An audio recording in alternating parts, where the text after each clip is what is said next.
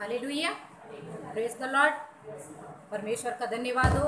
ये सुंदर अवसर समय हम में से प्रत्येक का जीवन में दिया प्रियो, और फिर से इस सुंदर अवसर समय के लिए हम परमेश्वर को धन्यवाद देते हैं कि ये ना जाने आज का दिन कई लोग नहीं देख सके, परंतु हम इस सुंदर भवन में और प्रभु के वचन को सेवकाई करने के लिए और प्रभु के वचन को सुनने के लिए हमें सुंदर मौका दिया गया है, इसलिए परमेश्वर का धन्यवाद हो।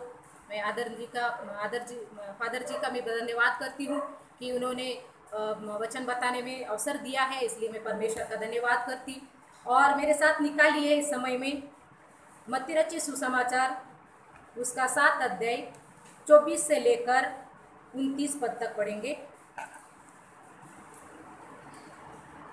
इसलिए जो कोई मेरी ये बातें सुनकर उन्हें मानता है, वह उस बुद्धिमान मनुष्य की नाई ठहरेगा जिसने अपना घर चट्टान पर बनाया, और मेघ बरसा और बाढ़ें आई और आंधियां चली और उस घर पर टकरे लगी, परंतु वह नहीं गिरा, क्योंकि उसकी नींव चट्टान पर डाली गई थी।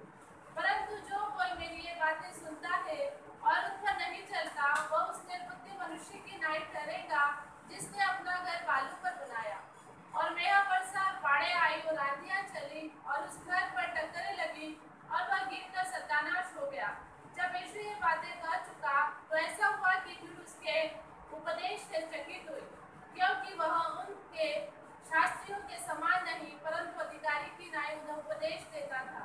Hallelujah, hallelujah. यहाँ पर दो लोगों के बारे में हम सीखते हैं प्रियो। ऐसे कुछ विशेष बातों को हम यहाँ पर सीखेंगे। और पहली बात, यहाँ पे मूर्ख और बुद्धिमान व्यक्ति के बारे में लिखा है, और दो लोगों के बारे में हम यहाँ पे अच्छी रीति से जानते भी हैं। इस बातों को कई बार पढ़ा भी होगा और सुना भी होगा, और इस वचन को आप जानते भी होंगे। परंतु परमेश्वर का वचन में यहाँ लिखा है, इसलिए जो कोई मेरी बातें सुनकर उन्हें मानता है और वह उस बुद्धिमान मनुष्य के समान ठहरेगा जिसने अपना घर चट्टान पर बनाया है। हालेलुया। सबसे पहले हम बुद्धिमान व्यक्ति के बारे में हम देखते हैं कि जो बातें, सबसे पहली बात है यहाँ पर तो प्रभु को बातों को सुनना है। जो कोई प्रभु के बातों को सुनता है वो व्यक्ति, और दूसरी बात वो मानता भी है, और तीसरी बात उसके अनुसार चलता भी है। हालेलुया। 3 बातें लिखा है कि यहाँ पर जो कोई मेरे बातों को सुनकर चलता और मानता, और वो व्यक्ति बुद्धिमान होता है। हालेलुया। यहाँ पर परमेश्वर का वचन में लिखा है प्रियो, आज हम देखते हैं कि इन बातों से कोई लोग अनजान है, कई लोग अनजान है ना। बुद्धिमान सभी लोग हैं, परंतु क्या आज हम परमेश्वर का वचन से हम सीख पा रहे क्या, है ना। कई बार यहाँ पर पढ़ाया जाता है, सिखाया जाता है, समझाया जाता है, हम सुनते हैं, परंतु उस बातों को हम ध्यान में नहीं रखते, है ना। तो अभी हम लोग जब पढ़ाया गया था उस नोट्स को मैं अभी भी कभी कभी देखती हूँ, तो मुझे वो सर लोगों का, मैडम लोगों का याद आता है, क्योंकि जो उन्होंने शिक्षा दे के चले गए हैं वो कई होंगे, परंतु उनका प्रार्थना, उनका सिखाए वो बातें आज भी हमारे पास लिखे रहते हैं। तो उन बातों को हम मनन करना चाहिए। जो कोई प्रभु के बातों को सुनता है और उन्हें मानता है, उसके अनुसार चलता है, वो व्यक्ति बुद्धिमान होता है ना। तो कहावत है कि सुनना सबका है परंतु करना अपना मन से।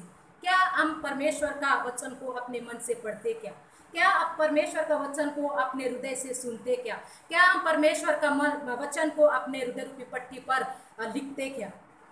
इन बातों को हमें ध्यान देना है। आज परमेश्वर का वचन नहीं होने के कारण, ज्ञान नहीं होने के कारण प्रभु के लोग नाश हो रहे, यहाँ वहाँ भटक रहे। उनको सही संगति नहीं मिलने के कारण, सही शिक्षा नहीं मिलने के कारण, और सही बातें नहीं सुनने के कारण नाश हो रहे, है ना, नाश हो रहे। इसी में हमारा फर्क है, इसी में हमारा फर्क है कि हम प्रभु के बातों को कैसे सुनते और कैसा अपने मन में रखते, और हमारे चाल चलन को कैसे रखते। जरूरी नहीं है कि हमें एक दूसरों को दिखाना चाहिए, प्रभु हमारा चाल चलन को जानना चाहिए और जानता है हम यहाँ पर क्या कर रहे और कैसा चल रहे और कैसा बातचीत कर रहे, किन बातों के तरफ हमारा ध्यान है। सबसे पहली बात जो है, परमेश्वर का वचन को ध्यान से सुनना जरूरी है। आज यही वचन को कई बार पढ़ाए होंगे यहाँ पर, कई पासवान लोग हमको पढ़ाते हैं, सिखाते हैं, चले जाते हैं, पर उसके बाद में हम लोग भूल जाते हैं, है ना। हमारे फादर जी का आदत है, बहुत अच्छे से सिखाते हैं। आज इस संडे को सिखाए वाले और अगले संडे को पूछते हैं। कुछ कुछ लोगों को याद नहीं रहता, नहीं बताते, देखने लगते नोट्स को। लिखे होंगे तो देखेंगे, नहीं लिखे होंगे तो नहीं देख सकते। इसलिए हमारे हमारे कानों को प्रभु के ओर लगाना है ना, हमारे कानों को प्रभु के ओर लगाना है।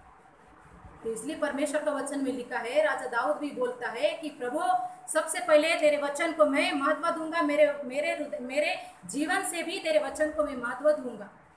क्या प्रभु ने उसको नहीं चुना था? प्रभु ने उसके जीवन में बहुत काम किया है और वो अच्छा चरवाहा था, परंतु परमेश्वर से वो प्रार्थना करता है कि प्रभु मेरे जीवन से भी बढ़कर तेरे वचन को मैं सुनूंगा और महत्व दूंगा। इसलिए यहाँ पर परमेश्वर का वचन में लिखा है प्रियो, ऐसा व्यक्ति ऐसा ही बुद्धिमान नहीं बनता। होंगे इस संसार में बुद्धिमान, क्यों इस समय में उनका बुद्धि काम नहीं कर रहा? सब विचलित है ना, सब विचलित है। हम लोगों का जहाँ पर काम है, वो साहेब वो ये सैनिटाइजर से हाथ धो के और साबुन से हाथ धो के उनका ये स्किन पूरा ये हो गए, खराब हो गए। मैंने उनको बोले हमको कुछ नहीं होता, मास्क बांधना है वो जरूरी है, वो बांध के जाते, परंतु हम इस बातों से डरते नहीं, इस बातों से डरते नहीं। ऐसा वो मैडम को मैंने बोली ये स्किन खराब हो गए, पहले क्या बोलते थे वही, भाई ज़्यादा पानी मत यूज करो, पानी नहीं आ रहा, एक दिन नल आता है, और आज 15-15 मिनट 20-20 मिनट वो नल के पीछे हाथ धोते हैं। भयभीत है, डर लगता है, परंतु परमेश्वर आपके लिए, मेरे लिए, हम में से प्रत्येक के लिए, प्रभु के जनों के लिए परमेश्वर का वचन क्या कहता है प्रियो? इसलिए जो कोई मेरे बातें सुनकर मानता है, हम सबसे पहले ध्यान से सुनना है ना। कई बार ऐसा हो जाता है, उतावली से बात करने वाले अगले वाले व्यक्ति का सुनने के पहले ही वो उत्तर देता है, वो ढंग से सुनता भी नहीं कि क्या बोलना चाहता है और क्या बोलना चाहता है, पर वो पहले ही अपने आवाज को उठा लेता है। इसलिए कई बार हम परमेश्वर से भी प्रार्थना करते हैं, प्रभु का आवाज को, प्रभु का बातों को सुनने से पहले हम अपने आप को तैयार करें, है ना, अपने आप को तैयार करें। हमको बघेल सर बहुत अच्छे से पढ़ाते थे, प्रीचिंग कला पढ़ाते थे वो, और मैं ये जो भी सब्जेक्ट है ये सब तो बाजू रहेंगे, परंतु जो प्रभु के वचन है वही आपके लिए महत्व होगा, और उसी पर आप फोकस करो, उसी पर आप ध्यान दो कि मैं कहीं पर भी चले जाऊंगा, परंतु प्रीचिंग कला किसने सिखाया? बघेल सर ने सिखाया। ये मेरा नाम रहेगा, मेरा नाम लो या ना लो, परंतु यदि इस वचन को ध्यान से सुनेगा वो व्यक्ति से कभी उतरेगा नहीं, वो भूलेगा नहीं। इस प्रकार उन्होंने बोले थे। तो कहने करता क्या है यहाँ पर, परमेश्वर का वचन को हम ध्यान से सुनना है ना, सुनना इतना ही नहीं और मानना भी है ना, मानना भी है। एक वचन पढ़िए, प्रकाशित वाक्य उसका पहला अध्याय 3रा वचन।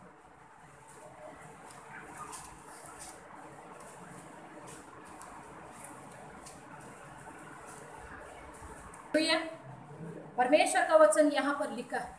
ये जो किताब को लिखने वाला व्यक्ति, यूहन्ना प्रकाशित को लिखने वाला व्यक्ति, ये प्रकाशित वाक्य में लिखा है, यहाँ पे क्या लिखा है कि धन्य है वह जो इस भविष्यवाणी वचन को पढ़ता है और जो सुनता है और इसमें लिखी हुई बातों को मानते हैं, क्योंकि समय निकट है। अभी समय निकट है प्रियो, हमें ध्यान से सुनना है, जो भी हमारे पास बताया जाता है उसे सुनना है, फॉलो करना है और अपने जीवन में लागू करना है। कई बार हम सुनते तो सही, परंतु उस वचन को हम बाईपास कर देते है ना, बाईपास कर देते।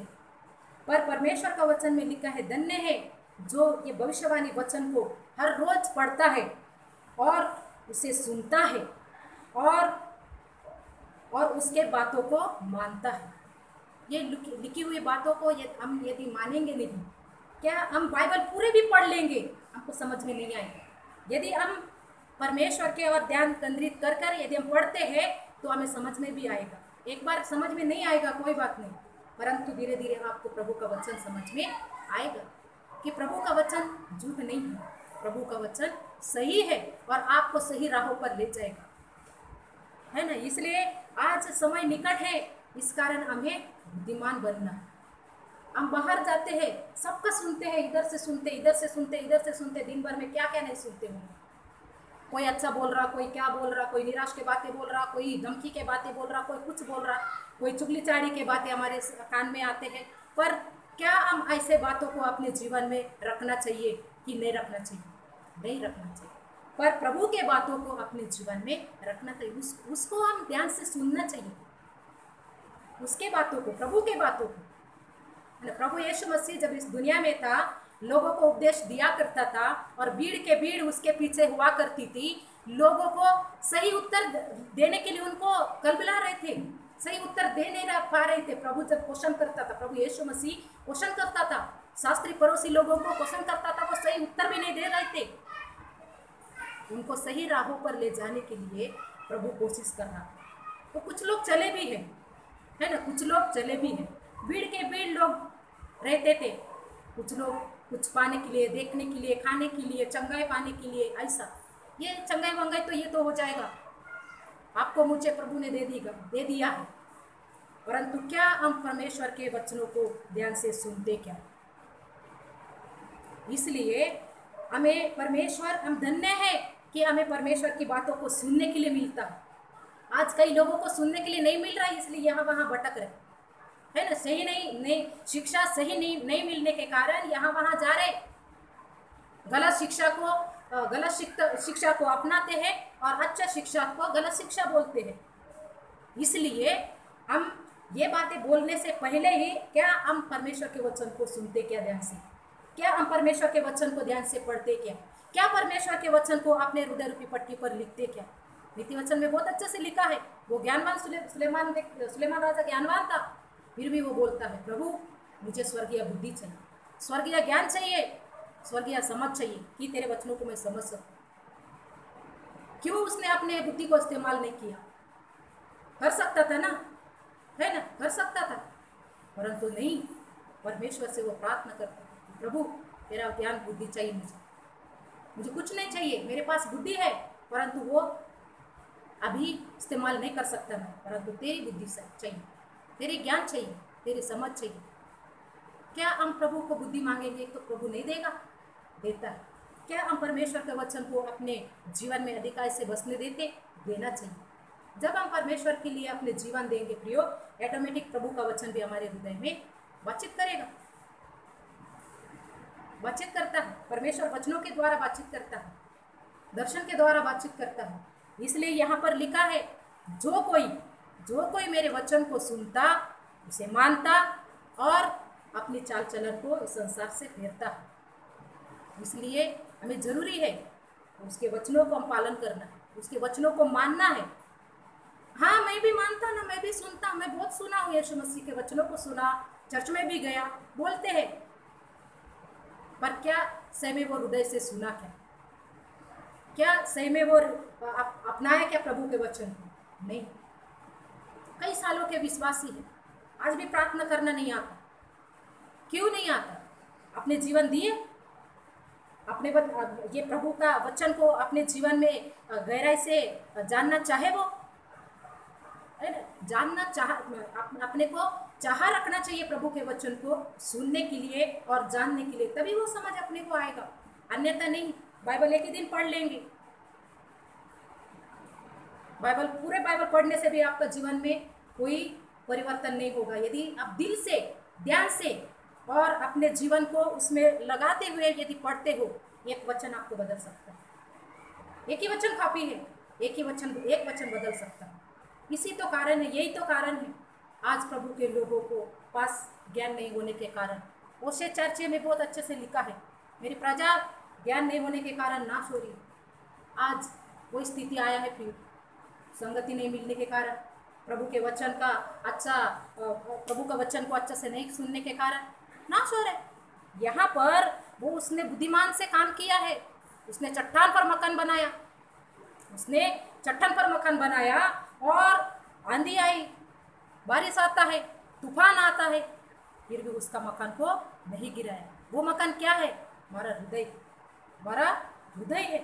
हमारा विश्वास है, ये विश्वास के नींव को दर्शाता है प्रिय। यदि आपका जीवन में संकट भी आएगा, चाहे कौन सा भी हो, छोटा मोटा क्यों ना हो, फिर भी प्रभु के वचन को यदि आप सुनते हो, मानते हो, उसके अनुसार चलते हो, चाहे कितना भी कोशिश करेगा गिराने के लिए, कुछ भी बातें आपको गिराने के लिए कोशिश करेगा, परंतु कभी नहीं गिरोगे। उसने बुद्धिमानी से यहाँ पर उसने मकान बनाया है ना, बुद्धिमानी से उसने मकान बनाया। पिछले बार हमारे क्षेत्र में एक हमारे रिश्ते में थे, वो भाई को बंदूक से कत्ल किया गया। उनको मालूम था, उसके फौज में 3-4 साल से पहले से थे, फौज में थे, परंतु उसने डरा नहीं। उसके पीछे 60-70 लोग हैं, विश्वासी लोग हैं। उतने लोगों को, किसी को हाथ पकड़कर भाई तू आना, बहन तू आना, ऐसा किसी को जबरदस्ती नहीं किया, परंतु जिनको तकलीफ था उन्होंने विश्वास किया है। वहाँ पर लगभग 15-20 परिवार के लोग हुए थे, मतलब 60-70 लोग थे।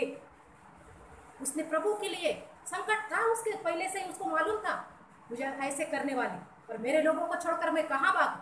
छोटे छोटे बच्चे हैं, छोटे छोटे बच्चे हैं, जिंदा मार दिया गया उसको। उसके बाप को 2-3 झापड़ दिए, तू मत आना बोल के। और यहाँ से वहाँ तक, ये टेका नाका तक, मतलब वो रोड तक नहीं लेके गए, बंदूक से उड़ा दी। उस जगह में वो दास का खून गया है, और भी लोग तैयार हो जाएंगे। उसके बाद में भी मीटिंग हुआ, बोले हमको भी जाना था, पर हम बस नहीं होने के कारण हम जा नहीं पाए। पर उस देखो, ऐसा संकट और मुसीबत आएगा तो भी हम परमेश्वर से बने रहेंगे, प्रभु में तत्पर तैयार रहना। उसने जीवन दे दिया। आज शुक्रवार का ही दिन था, प्रेयर के लिए जमा हो गए थे सभी लोग, प्रेयर में बैठने वाले थे, उठाकर लेके गए, हाथ कड़ी बांध कर लेके गए। और उसकी बड़ी वाली लड़की पाँव को पकड़ी थे, मेरे बाप को कहाँ लेके जा रहा है। 11-12 साल की है वो लड़की। उसको भी छुड़वा दिए, उसकी पत्नी को छुड़वा दिए, और ले जाके बंदूक से मार के खत्म कर दिया। कहने करता कि वो अपने जीवन को देने के लिए भी वो तैयार हुआ। क्या ऐसा संकट और मुसीबत हमारे जीवन में आएगा, क्या हम पीछे मुड़ेंगे, क्या आगे बढ़ेंगे? आगे बढ़ना।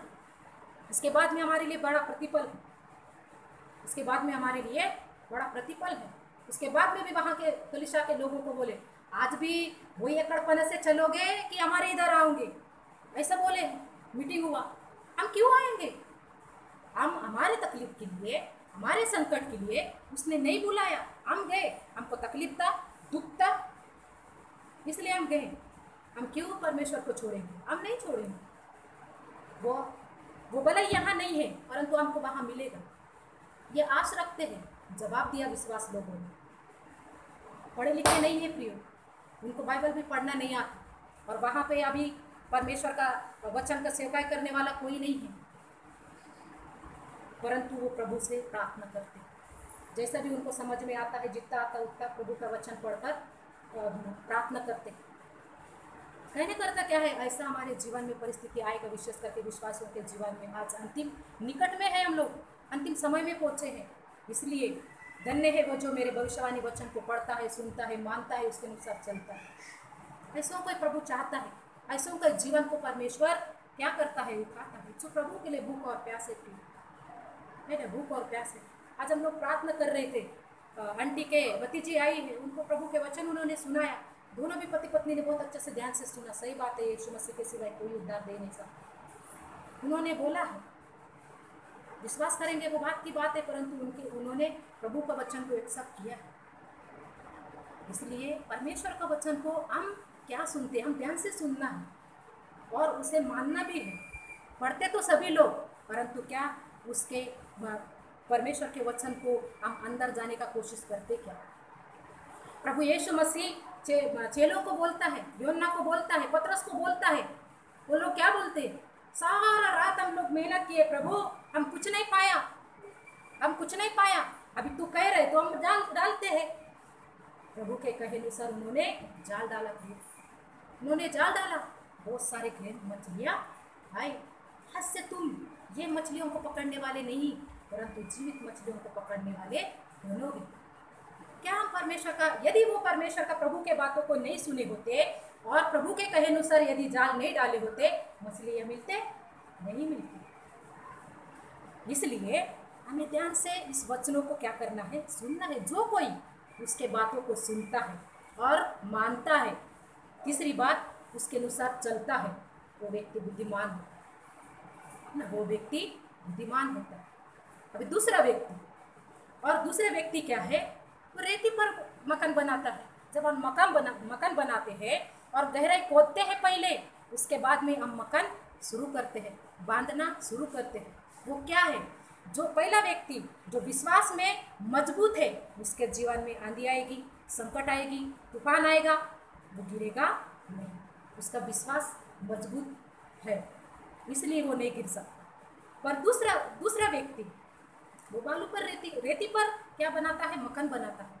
आंधी आ जाता है, तूफान आ जाता है, हवाधून आ जाता है। इधर तो उतना हवाधून नहीं आता, हमारे इधर तो कितना हवाधून आता है, बड़े बड़े पेड़ पूरे गिर जाते हैं, घरों के ऊपर गिर जाते हैं, खेती के ऊपर, अनाज के ऊपर गिर जाते हैं, कोई कोई इंसान के ऊपर गिर जाते हैं, बैल चराने जाते हैं उनके ऊपर गिर जाता है, मर जाते हैं। ऐसा यदि आंधी तूफान आता है, तो यदि हमारा विश्वास डामाडोल है, हमारा विश्वास कमजोर है, तो थोड़ा सा सर्दी से, काशी से हम जगह पकड़ेंगे।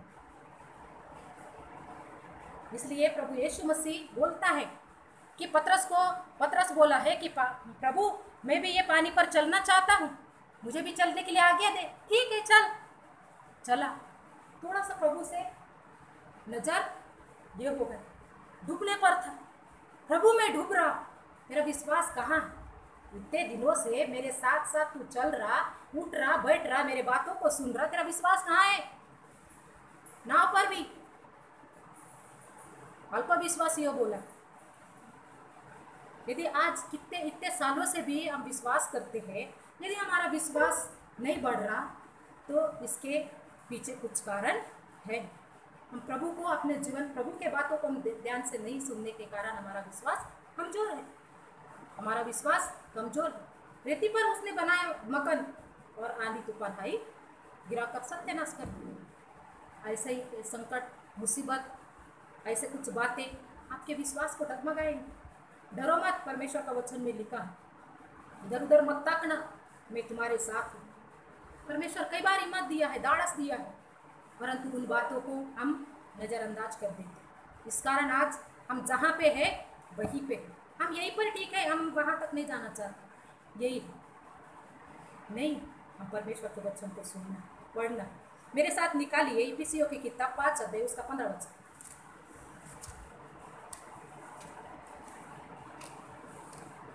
5 अध्याय 15 वचन।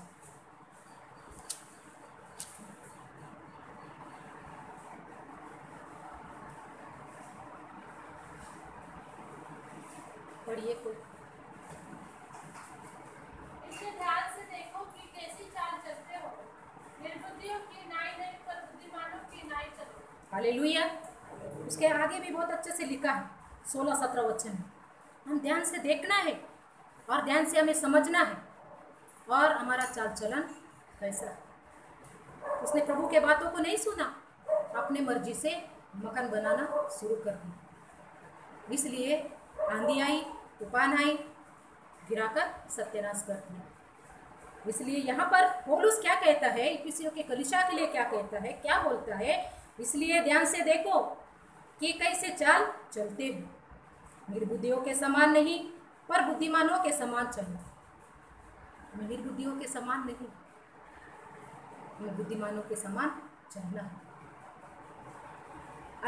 हम जब इस संसार में हम लोग जाएंगे, यदि हम प्रभु के बातों को वहाँ पर प्रकट करेंगे, ये कहाँ से आया ज्ञानवान हमको समझाता है, ये तो आजकल की है, आजकल का है, हमको समझाने जा रहा है, ऐसा बोलेंगे संसार के लोग। परंतु परमेश्वर का वचन में लिखा, निर्बुद्धियों के समान चाल नहीं चलना, परंतु बुद्धिमानों के समान चाल चलो।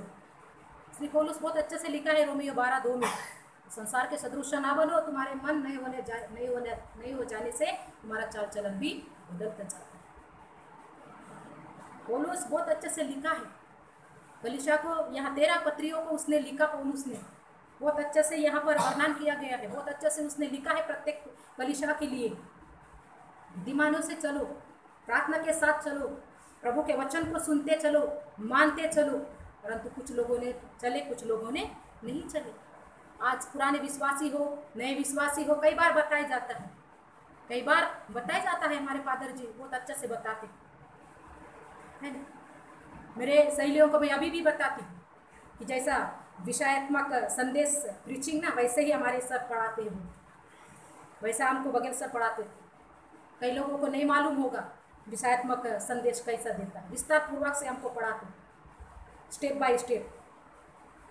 ऐसा टीचिंग कहीं पर नहीं मिलता है। देते भी होंगे, वो नहीं बोल रही मैं, देते भी होंगे, परंतु हम क्या उस बातों को ध्यान से सुनते क्या।